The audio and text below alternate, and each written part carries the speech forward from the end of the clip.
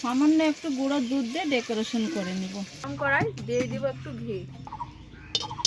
বানানোর জন্য লাগবে এখানে সুজি। সুজিটা ঘিয়ের সঙ্গে খুব সুন্দর করে ভেজে নেব। সুজিটা খুব সুন্দর করে ঘি দিয়ে ভেজে নিয়েছি। এইখানে দিয়ে দেবো এক মালাই কোরানো নারকেল। নারকেল সুজি একসঙ্গে খুব ভালো করে ভেজে নেব। নারকেল সুজি ঘিয়ের সঙ্গে সুন্দর করে ভেজে নিয়েছি, একটা সুন্দর সেন্ট এসেছে। এবার এখানে ঠান্ডা অল্প নর্মাল জল দিয়ে দিব। কুমির বানিয়ে নিয়েছি। আর এইখানে দেখো থালাতে আমি বেশ কিছুটা ঘি দিয়েছি, দেখতে হবে। আর হাতে একটু ঘিও মেখে নিয়েছি, একটা মিষ্টির শেপ দিয়ে নেব।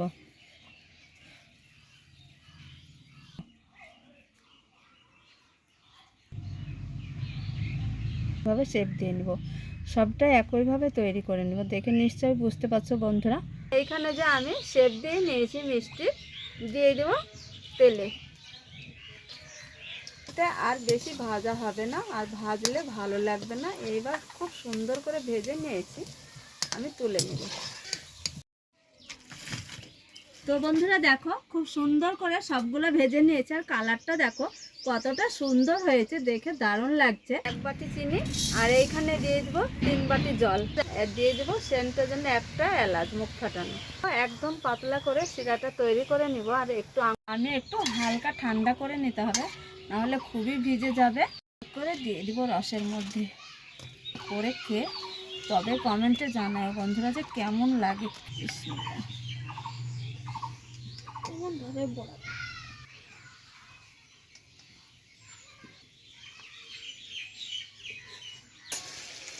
সামান্য একটু গুঁড়ো দুধ দিয়ে ডেকোরেশন করে নিব। তো বন্ধুরা একটা ভেঙে তোমাদের দেখায় যে কতটা সুন্দর আর নরম হয়। এটা খুব নরম হয়, আর রসে ভর্তি, একদম এত নরম হয়। এই যে দেখো হয়, আর দারুণ স্বাদের, এটা খেতে খুব ভালো লাগে। এইভাবে একবার হলেও তোমরা রেসিপিটা তৈরি করে খেয়ে তবে কমেন্টে জানাবে।